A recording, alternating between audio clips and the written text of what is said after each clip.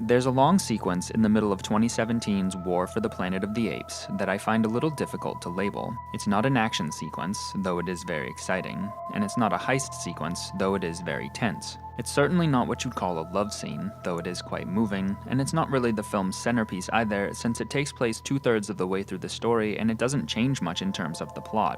At least not in a way that's immediately clear. Yet in spite of all this, or perhaps in some way because of it, not only is this 10+ minute stretch of almost no dialogue the best part of an already excellent film, I struggle to think of a better executed scene of its kind in recent popular cinema. And while the scene does work on its own, what makes it work particularly well is that it's the culmination of so much that happened before. I suppose in that sense, you could call it a payoff, and payoffs don't occur by themselves. They have to be set up first. The setup to this sequence is so elaborate that in order to truly appreciate it, we need to go back. Maybe not so far back as the 1963 book that started it all, or the 1968 film that kicked off the franchise. We don't need to go over the 4 sequels that followed either, since I've never even seen them, nor do we need to go over the Tim Burton remake of the original, which unfortunately I have. We don't even really need to go back over the 2 films that are part of the same story that War is telling. Though both are really good, especially the second, neither are necessary to have seen in order to understand or enjoy what follows. Despite being both a prequel and a sequel, War manages to be self-contained. A big reason for this is that of the trilogy it belongs to, it tells by far the simplest story. It does so with the fewest main characters, and it's told from the perspective of just one. You're him. You're Caesar. Whereas Rise and Dawn, in addition to Caesar, had strong co-protagonists, War does not. It has great supporting characters and a great antagonist, but they, along with everyone else in the story, are there mainly to aid or to challenge Caesar in some capacity on his narrative journey, a large portion of which takes place with him in near isolation. By narrowing the perspective through which we experience the story, the film is able to manipulate our expectations and create tension out of what could have been a predictable plot. And this is what brings us back to the simple concept of setup and payoff, since a setup is really just an expectation. It's what you expect to happen, while the payoff is what actually does. These setups don't take much to establish. They can be as simple as a look or a single line of dialogue. Rocco, sit on the other side. You blocked the rearview mirror. Once one is in place, it can be confirmed to give a story a sense of cohesion, or it can be defied to keep us on our toes. Leave the gun. Take the cannoli.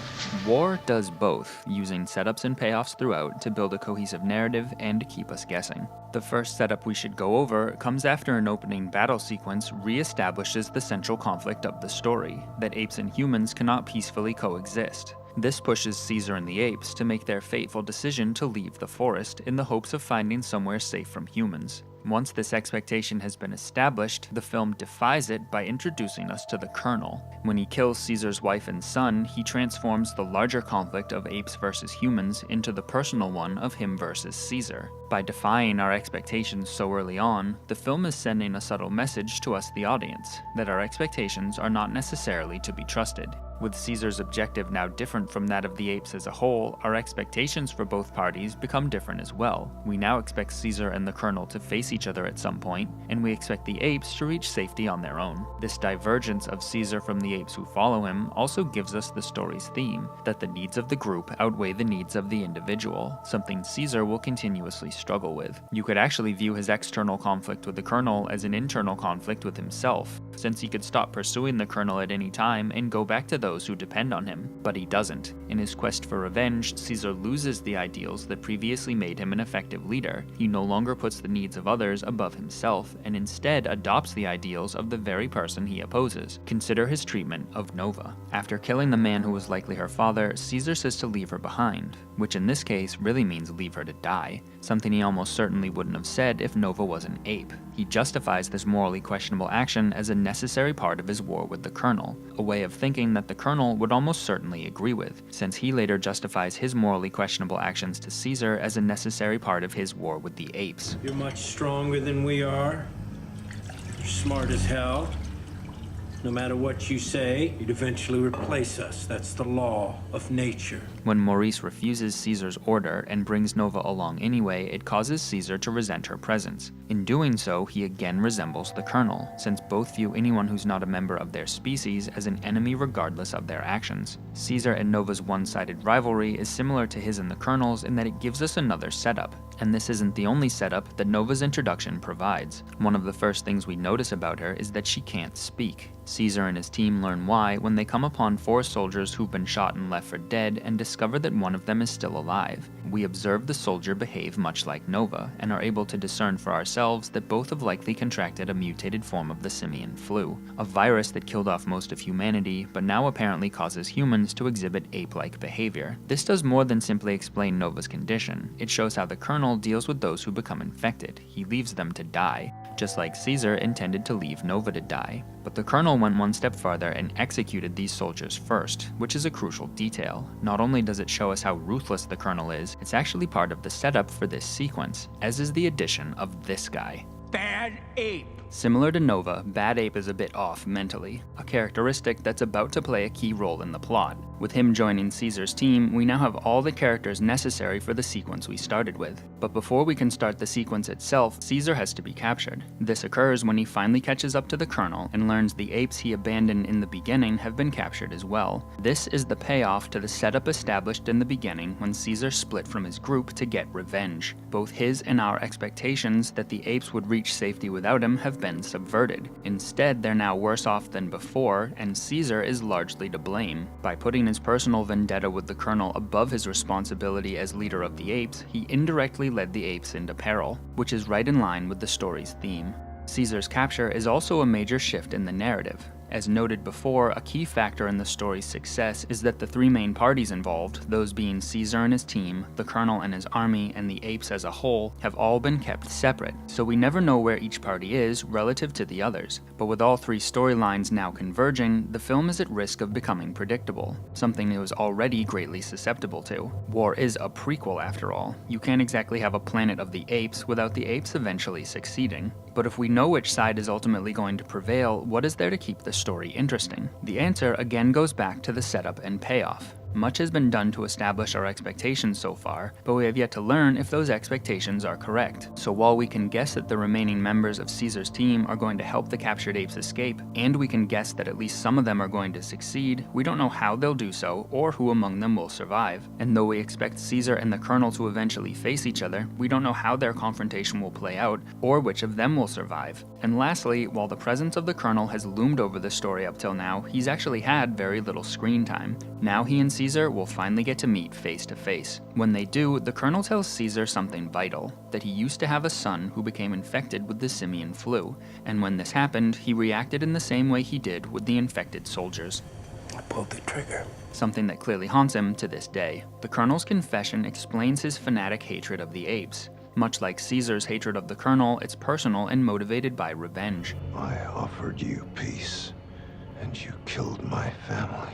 Like so many great antagonistic relationships, these 2 rivals have a lot in common. They're both charismatic leaders with a devoted following, and they both lead their devoted following into danger by putting their personal desires above the welfare of those who depend on them. In addition to fleshing out the Colonel's character, his confession gives us the last bit of information we need to start the sequence we began with. That sequence is kicked off when Nova, knowing Caesar is being held captive, enters the Colonel's compound. I actually thought of this scene while I was putting together my last video on Prometheus, since that movie contains this, which tries to be tense, but winds up being more frustrating to watch than frightening, mainly because we immediately know what the characters should be doing, and because we have every reason to think the characters should know it as well. The key difference between that scene and this one is that when Nova enters the Colonel's compound, though it's again immediately clear to us what she should be doing, this time it's completely unrealistic for us to expect her to know. So unlike these 2, who we can rightly call stupid because their actions don't reflect their intelligence, both Nova and Bad Ape are as smart as they're capable of being, which means there's no easy solution to the problem they face. Because the characters have been so well developed, and the circumstances so well defined, this scene succeeds where so many like it fail. All we can do is watch, fearing the worst, something we have every reason to expect because of all that's been previously set up. This includes all the merciless treatment the Colonel and his army inflict upon Caesar and the apes, the executed soldiers that show how the Colonel deals with those who contract the simian flu,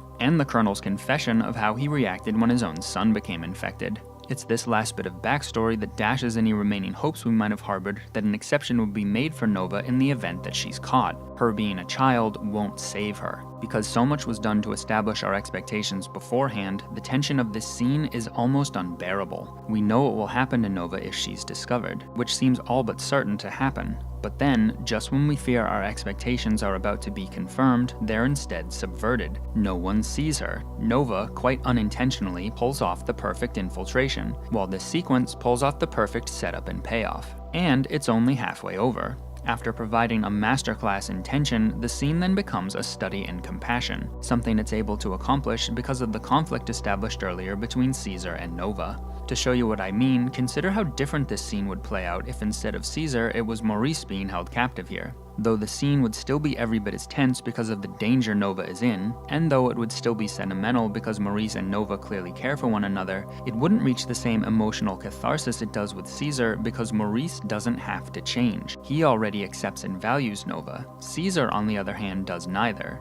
He views Nova as a liability rather than an asset, and more importantly, he doesn't think she belongs with them because she's human. Nova's actions are about to show Caesar that he's wrong on both counts. In stark contrast to his earlier treatment toward her, she gives him food and water, and she does so at great risk to herself. And though the scene, much to its benefit, has no spoken dialogue, it's hard not to view Caesar's expression here as that of him feeling ashamed for how he previously treated Nova, treatment that wasn't too far off from the Colonel's treatment towards Caesar and the apes. By recognizing the value in Nova and accepting her as one of the tribe despite her being human, Caesar finally stops resembling the Colonel. So though this sequence changes little in terms of the plot, it changes everything in terms of our protagonist. Again, war isn't really about whether the apes as a species will survive, which we already know the answer to. Instead, it's about Caesar, about the physical and psychological journey he goes on, during which time only two characters significantly change him. The Colonel changes him for the worse, and Nova changes him for the better. So all within the same sequence, we have the payoff to the rivalry set up earlier between Caesar and Nova, we have the multifaceted setup and payoff of Nova's march into what looked like inescapable death, and we have the establishment of a third setup that lays the foundation for the story's conclusion. In a lesser film, this conclusion likely would have been a lot more generic. Hero and villain would have their inevitable showdown. It would be mildly exciting, but also kind of boring since we can guess who's gonna win. But in this story, that never happens. Rather than the epic clash we were expecting, we instead get the payoff to a setup so subtle it was easy to miss altogether.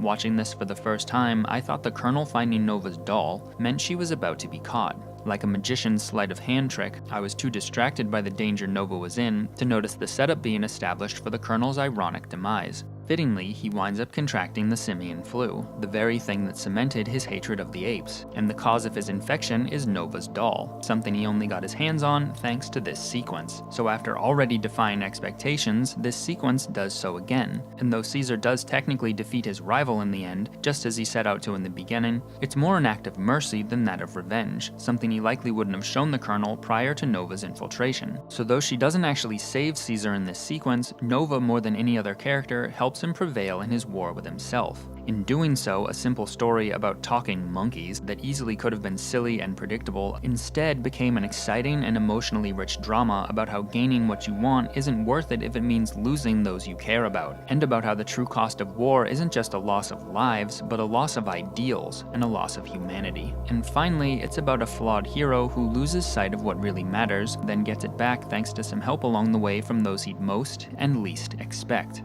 And that is what I call a payoff.